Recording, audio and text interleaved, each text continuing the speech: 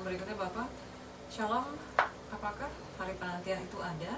Karena kalau tidak ada hari penantian, buat apa Yesus datang kembali kedua kali untuk menghakimi lagi orang untuk masuk surga dan neraka, sementara mereka sudah ada di neraka dan di surga?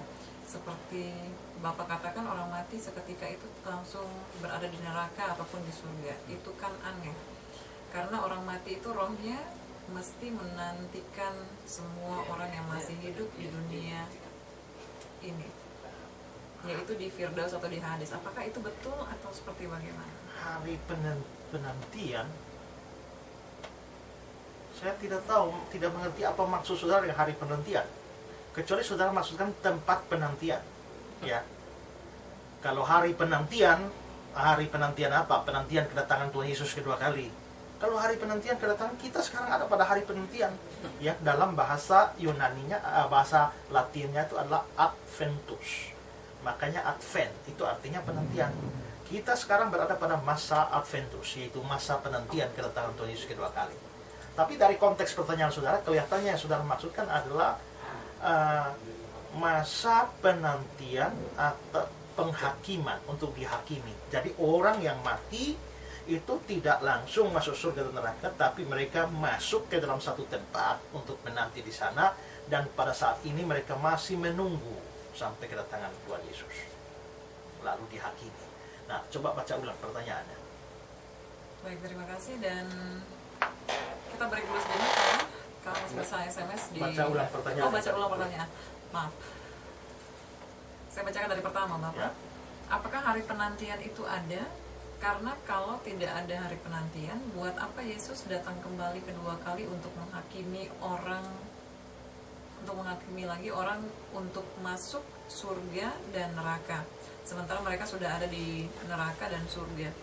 Seperti Bapak katakan, orang mati seketika itu juga langsung ada di neraka dan di surga. Itu kan aneh, karena orang mati itu rohnya mesti menantikan semua orang yang masih hidup di dunia ini untuk ditunggu nantinya di Firdaus atau di Hades. Apakah itu betul? Saudara mengatakan apa yang saya katakan itu aneh, tapi saudara mengatakan bahwa orang mati itu harus menunggu di Hades. Lah terus dasar ayat Alkitab saudara apa? Justru menurut saya itu yang aneh. Ya, kalau saya mengatakan saya pakai ayat. Ayat saya misalnya ya Yudas, surat Yudas ayat yang ke-7. Sama seperti Sodom dan Gomora ini kan di perjanjian lama ya. Sama seperti Sodom dan Gomora dan kota-kota sekitarnya yang dengan cara yang sama melakukan percabulan dan mengejar kepuasan tak wajar, telah menanggung siksaan api kekal sebagai peringatan pada semua orang. Telah menanggung siksaan api kekal. Api kekal itu apa? Itu neraka. Apakah mereka baru akan menanggung neraka setelah akhir zaman? Tidak, ini tidak telah menanggung. Kapan ditulis? Yudas, penulis abad pertama. Itu berarti bahwa pada waktu Yudas, abad pertama, menulis surat Yudas, orang-orang Sodom dan Gomora sudah di neraka dan mengalami hukuman neraka. Ini tidak tunggu akhir zaman. Ya, jadi kalau apa yang saya katakan itu aneh, berarti Yudas 7 ini juga aneh. Lalu juga kalau saudara melihat bahwa kisah orang kaya dan Lazarus. Nah, sementara memang dalam bahasa Yunani, di dalam Indonesia tidak bilang masuk neraka orang kaya itu, tapi di dalam Hades. Tapi Hades itu apa? Nah, Hades itu memang bisa punya arti banyak, tapi salah satu artinya adalah neraka. Dan menurut saya gambaran di dalam cerita orang kaya dan Lazarus itu gambaran neraka. Coba dia mengatakan bahwa dia telah menderita sengsara di dalam nyala api ini, ya. Tempat penderitaan ini, nyala api ini menyiksa. Gambaran Alkitab soal adanya tempat yang ada nyala api, yang tempat penderitaan, itu bukan tempat penantian. Itu adalah neraka. Berarti waktu mati orang kaya itu masuk neraka. Tapi waktu orang kaya ini di dalam neraka atau Hades itu, dia ingat 5 saudaranya yang masih hidup. Makanya dia minta Abraham suruh Lazarus pergi. Berarti sementara dia di neraka, itu 5 saudaranya masih hidup di dunia. Kalau 5 saudaranya masih hidup di dunia, artinya dunia belum kiamat. Berarti dunia belum kiamat, dia sudah di neraka.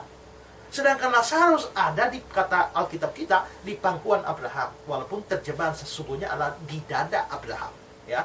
Nah, kalau Abraham di mana? Abraham dipercaya di dalam kerajaan surga.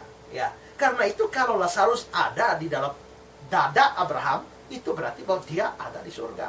Ya, dan istilah dalam dada itu kelihatannya merujuk kepada suatu pesta di dalam kerajaan Allah, di mana Abraham, Ishak, Yakub duduk makan bersama-sama dengan orang-orang percaya, dan cara mereka duduk makan tuh orang Yahudi memang itu menyandar, ya, menyandar setengah sandar dari kepala yang seorang di sebelah ini menyentuh di dada orang berikutnya, orang sebelahnya. Nah, kemungkinan dikatakan bahwa Lazarus itu ada di dada Abraham, itu berarti Lazarus ada pada pesta di surga bersama dengan Abraham dalam kerajaan Allah, dan itu jelas menunjuk bahwa dia ada di surga.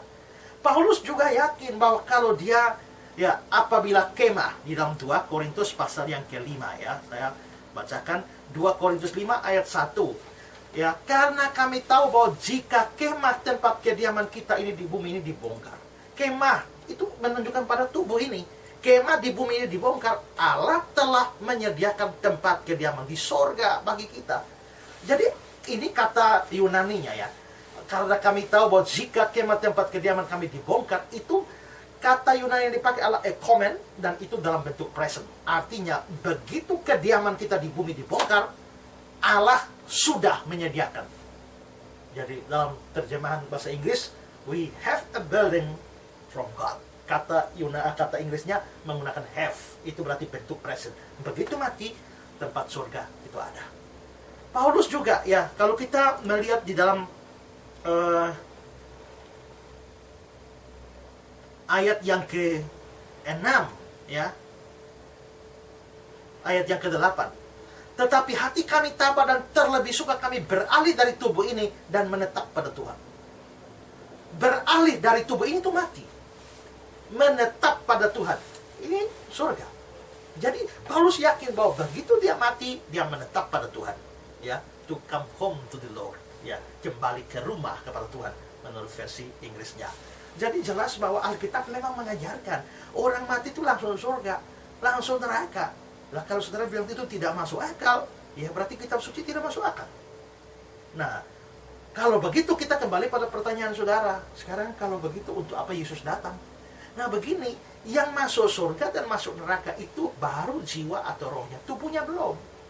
Tubuh kita masih di tanah, menantikan kedatangan Tuhan Yesus untuk hari kebangkitan.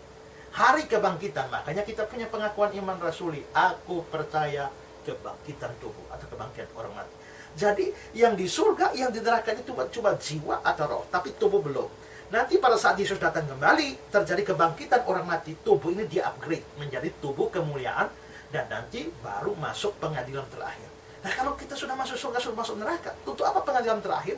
Ada sejumlah perbedaan. Pengadilan terakhir, ya, nah itu beda. Jadi ada dua macam pengadilan. Pertama pengadilan individual, itu terjadi persis mati, ya. Itu Ibrani 9 ayat 27. Tapi ada penghakiman massal. Itu terjadi pada akhir zaman. Nah, penghakiman individual di Ibrani 9 ayat 27 itu hanya yang mati itu dengan Tuhan. Tapi pengadilan terakhir itu di hadapan seluruh umat manusia dan juga dari para malaikat. Lalu juga bahwa orang percaya begitu mati dia masuk surga, ya, tapi dia belum ada perhitungan upah-upahnya, belum ada. Ingat ya, upahmu besar di surga. Selamat karena iman, bukan karena perbuatan baik. Tapi setelah selamat, kita berbuat baik. Tuhan catat semua sebagai upah. Ya, di dalam persekutuan dengan Tuhan, jeripayamu tidak sia-sia. Menurut 1 Korintus 15 ayat 58. Juga menurut Matius pasal 10, setangkir air sejuk saja kalau kau berikan kepada hambaku, engkau tidak akan kehilangan upahnya. Tuhan catat semua. Kapan Tuhan memberikan upah bagi semua jerih lelah kita? Pada pengadilan terakhir. Di mana? Dicatat di Matius pasal 25. Di Matius 25 itu Tuhan berkata kepada mereka yang di sebelah kanan, waktu aku lapar engkau beri aku makan, waktu aku haus engkau beri aku minum, waktu aku di penjara kamu mengunjungi aku, waktu aku telanjang engkau memberikan pakaian padaku. Lalu orang-orang benar itu bertanya, Tuhan, kapan engkau lapar dan kami beri makan? Lalu Tuhan bilang, apa yang kau perbuat pada orang-orang kecil saudaraku ini, kamu buat buat aku. Berarti di situ upah baru diberikan pada akhirnya, ya. Nanti pada pengadilan terakhir, kalau orang di neraka, nanti juga neraka itu juga kelasnya beda-beda, ya kan? Karena apa? Tingkatan kejahatan orang beda. Ada dosa besar, ada dosa kecil, tidak bisa dihukum sama rata. Demikian juga upah di surga juga beda-beda. Saudara percaya Yesus, lalu tidak kerja apa-apa lagi, ya? Masa mau disamakan dengan orang yang kerja banting tulang buat Tuhan sepanjang hidupnya seperti Paulus? Harus ada beda upahnya.